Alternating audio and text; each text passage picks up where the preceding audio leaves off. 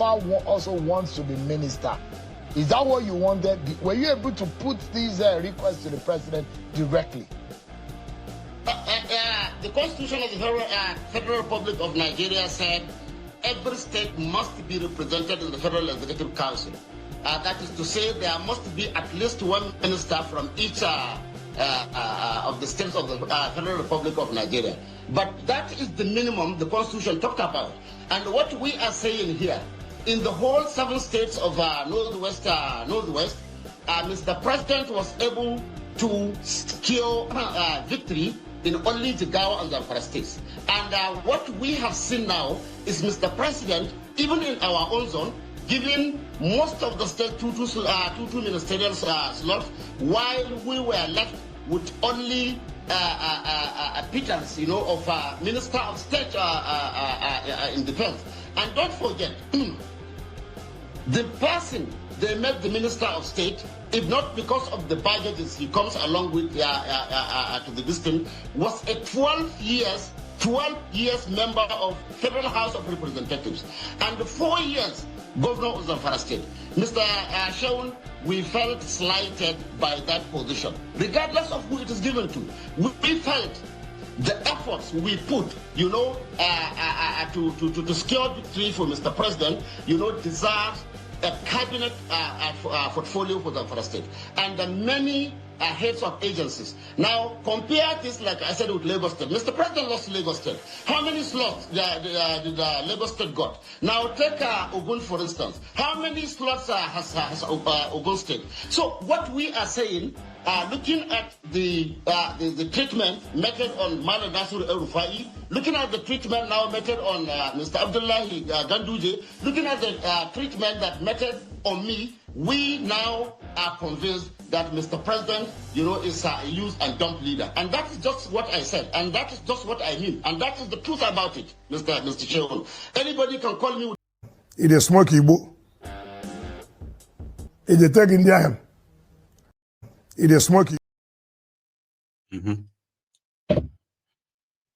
So because of that, he's already he has already joined the ADC, the coalition, to get rid of Tinubu, as majority of them are currently having what they call the buyer's remorse.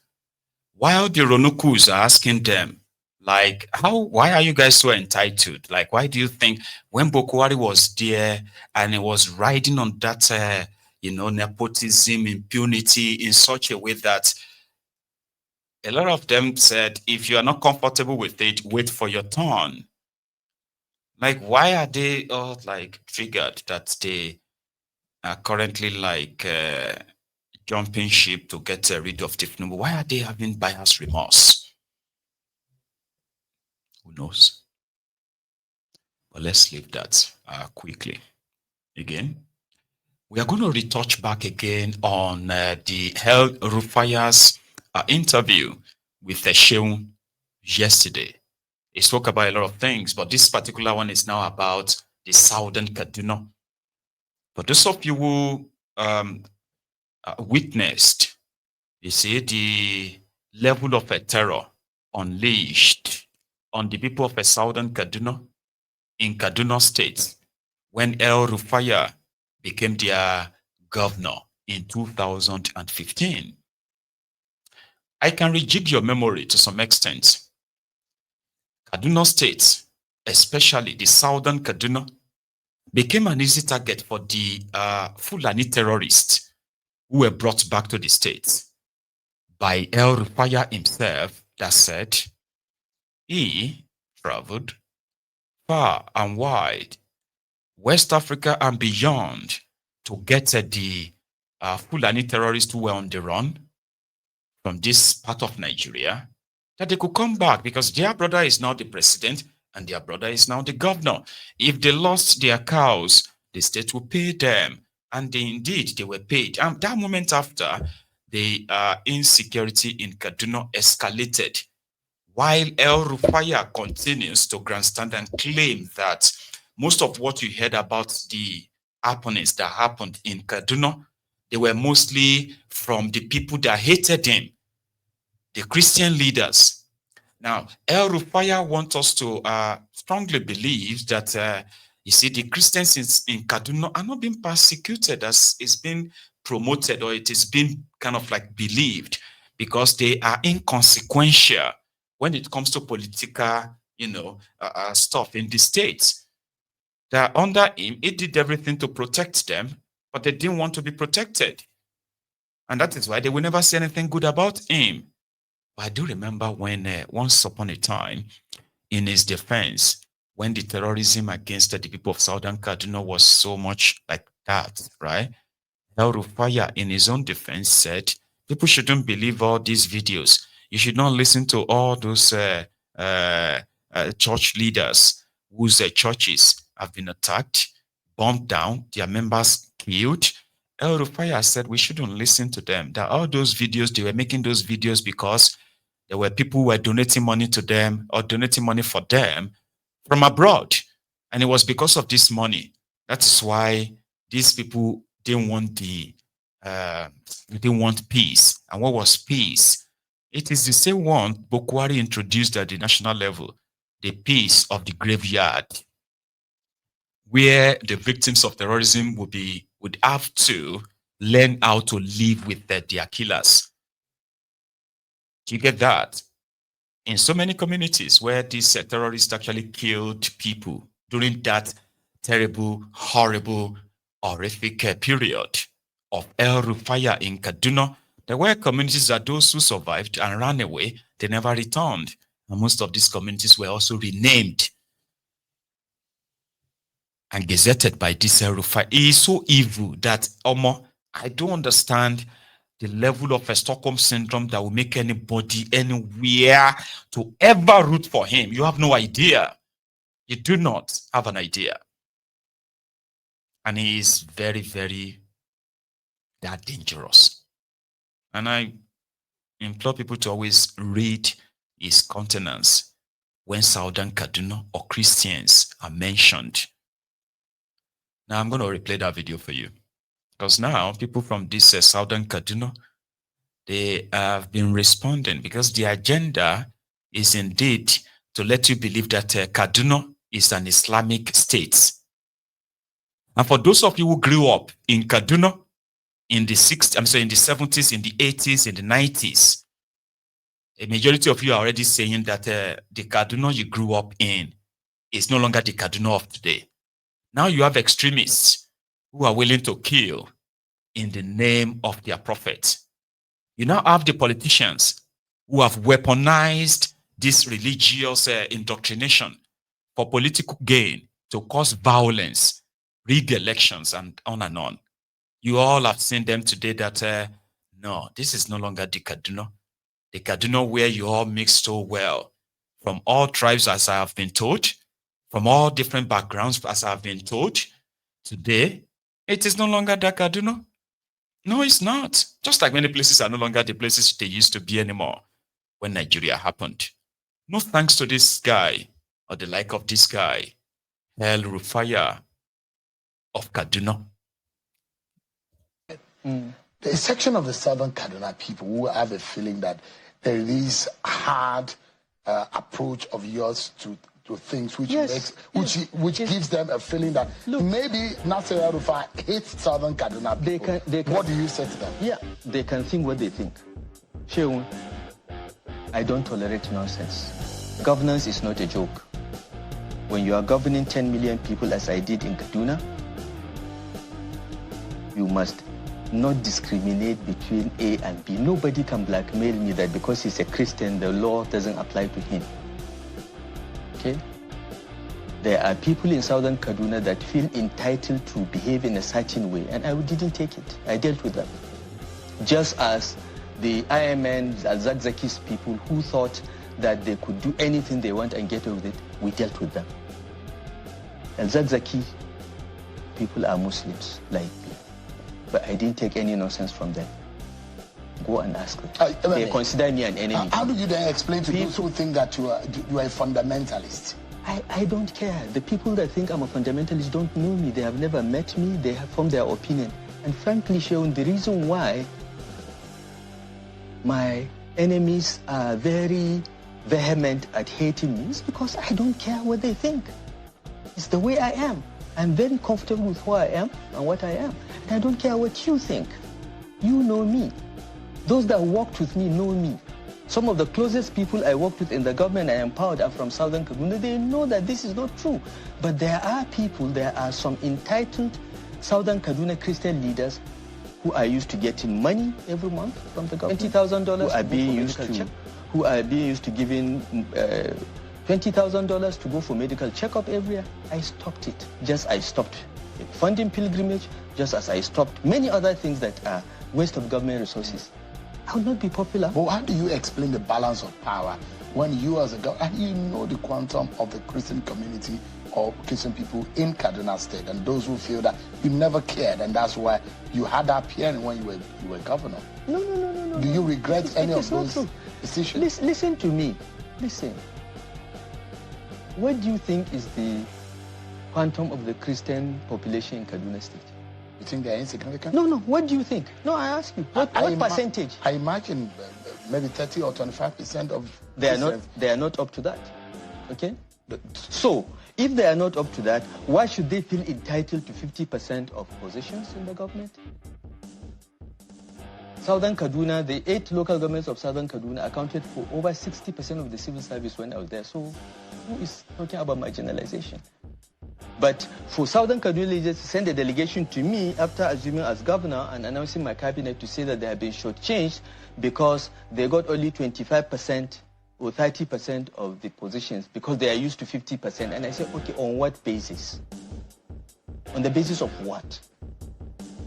PDP was rigging in Southern Kaduna. They were writing results to overturn the elections of the majority in Northern Kaduna. So they will give you 50%. I didn't rig my election. I won. There are 3 senatorial districts. We made appointments on the basis of equality of senatorial districts. But this is the feeling of entitlement that I faced. And it had to be wiped out. I had to bring everyone down to the level of reality. I'm not going to encourage self-entitlement or using violence to negotiate. Did you support the Muslim ticket in your party in 2023 too? I did. And you think it's okay? It was a political strategy. It was a strategy to win the election. It was not a religious strategy. It was a strategy to win the election. And it worked? Clearly. Look, Sean, when you are contesting elections, you look at every variable, look at every index, you look at every criterion that will help you win. Okay? Did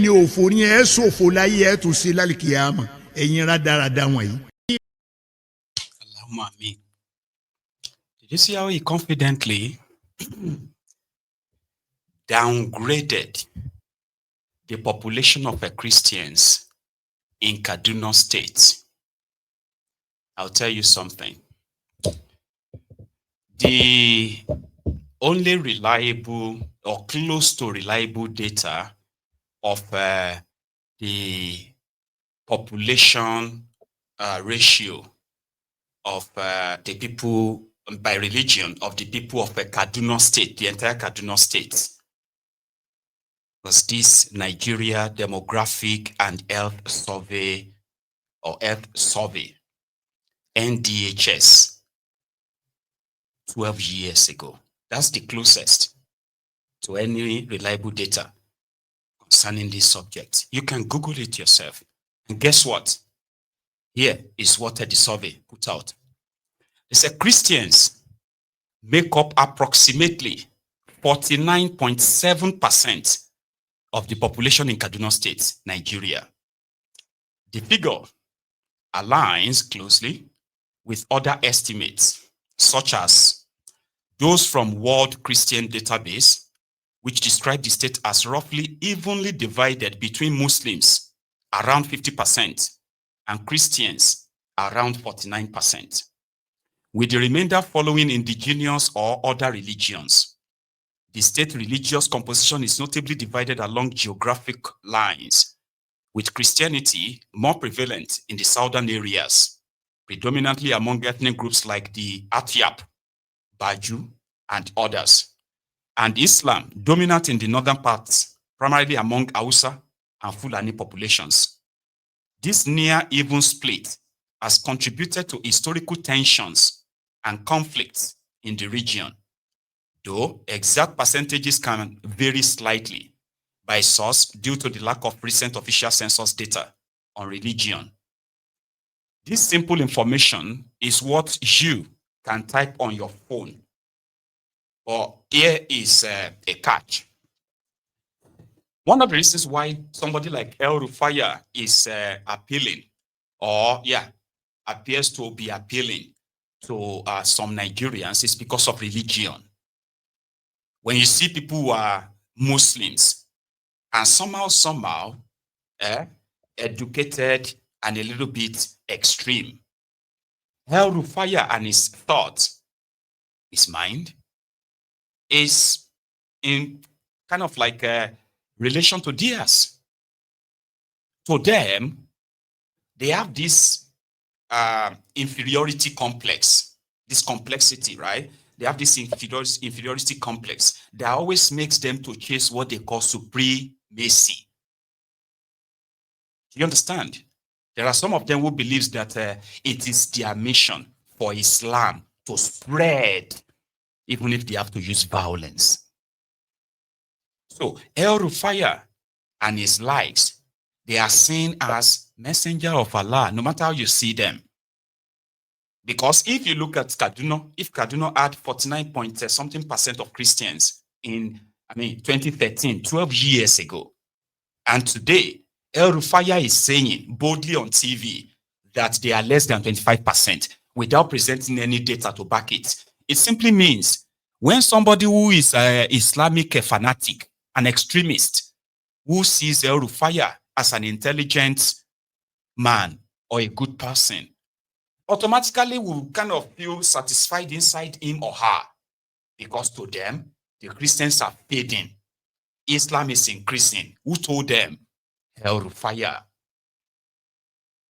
Do you understand that mind play?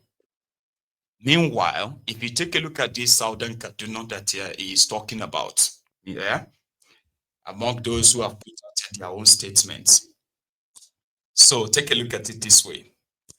A young man called John Adamu Nkom wrote this from Lagos. Okay, he said, please leave El Rufai with his gaslighting and misrepresentation of facts at Politics Today on Channels Television. I am from Kaduna State, and I consider it a privilege to have access to verified demographic data that speaks truth to power, especially concerning the religious and ethnic makeup of our states. Let's start with Southern Kaduna Senatorial Zone, which comprises 8 local government areas.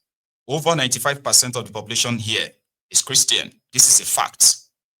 Moving on to the North Central Senatorial Zone, which has 7 local government areas. Out of these 3 local government areas, Kaduna South, Yekun, and Kajuru, are at least 75% Christians. These are the most hit area, by the way, as well, apart from Southern Kaduna. You see this Kajuru, Shekun, and Kaduna South. These are the areas where they have kidnapped school children, and people were actually really slaughtered and killed by these Fulani terrorists under El Rufai.